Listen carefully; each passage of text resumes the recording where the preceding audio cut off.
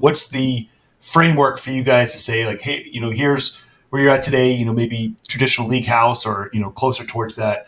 What do you do to move them towards that FEC style model? Well, the first thing is they have to, if you have a house that's 80% league, then you probably shouldn't be messing with anything. We learned that we had one project early on that was like that. They saw like all the stuff going on with FECs, and then they wanted to do it, but they had like 80% league bowling, and it doesn't work nearly as well with league, and it can actually hurt it. But once you start getting to like 50%, or if your leagues are going or declining, which happens to a lot of people, and your open play is getting bigger. When you get to like 50-50 or more than 50% open play, that's when we start looking at the FEC model. So then it usually comes down to if it's an existing center, it depends. We start looking at space. So a lot of them will have like a pool hall that maybe like 1,500 square feet. You could do something small in that.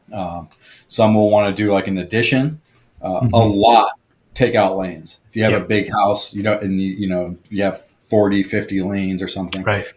So you take out. So we start looking at taking out lanes. And what we want to do is we want to take out enough lanes so that you have enough space. It should be at least 6. Four is very narrow. Yeah. It's hard to do a really nice concept removing 4 lanes if there's not extra space. But at least 6. 8 is also good. And we want to have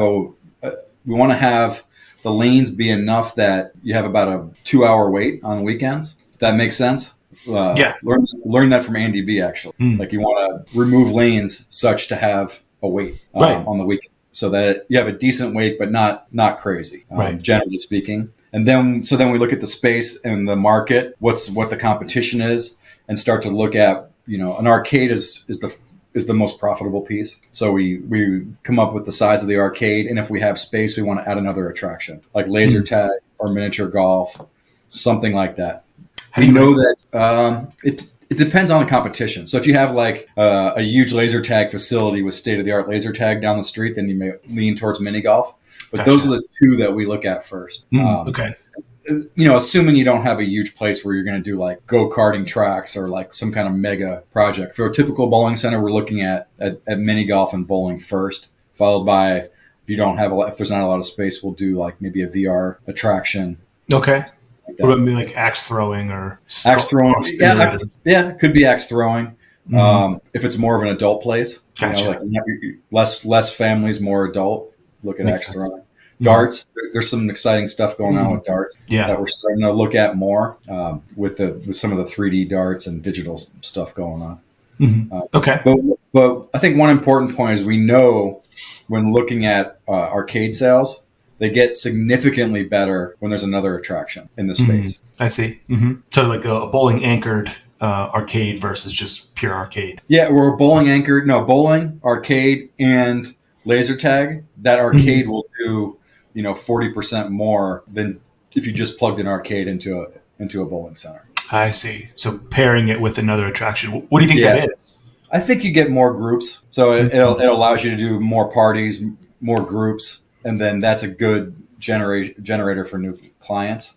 I see. If you think about like if you go to a corporate event, a lot of times you're going to a new place, and most of the people there are. So they become new customers if you do a good job. Right. I see. So you almost have more different activities for people to attach to, rather than if you don't like bowling, then it's kind of out of the question. It gives you more opportunities. Yeah. That makes sense. Okay. So you said you start with finding space, whether that's, taking things out or creating space, adding space, switching it out. Then you add in the arcade and then ideally an attraction with that. What's the step after that? Well, somewhere in there, food and beverage has to be good. So if there's space and capital, we want them to upgrade their food and beverage, at least be on a snack bar. A lot of bowling centers already have a bar and decent food.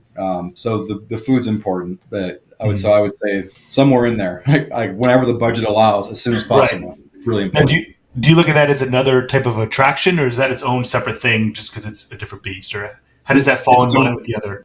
It's its own separate thing. I think of it as a separate business.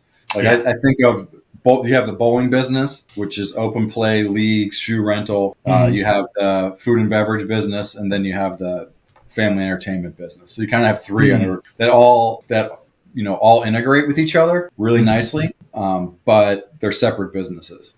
Right. And I think that's part of why these models have been working so well, because a lot of the costs are up front. Like if you build a bowling center, the real estate's expensive, the bowling equipment's expensive, the arcade's expensive. But once you have it going, if you can drive traffic through that same building through different times of day, different day parts, we call them during the week, it can get really powerful. And you can do that because you can have corporate and groups during the week. You can have leagues during the week. The weekends get packed with parties and open play, but it's the power is filling those daytime slots, which all these things lend themselves to. And that's why, like, these things get very profitable once, after you're paying for your building, that it doesn't take much more in staffing to keep doing higher numbers. So you got really a really high margin business. Yeah, that's a really great point, because I think that's something that a lot of proprietors miss, is that a lot of the profit is just on the other end of the hump. Like, because a lot of your costs are fixed. So if you double your revenue, you increase your profit a lot more than just the same ratio. So as you increase that revenue, your profit margin actually goes up, which is contrary to most businesses. Yeah, it's like a J. It goes way up. Right. Yeah. And it's just a matter of getting over that initial hump, like you're saying. Exactly.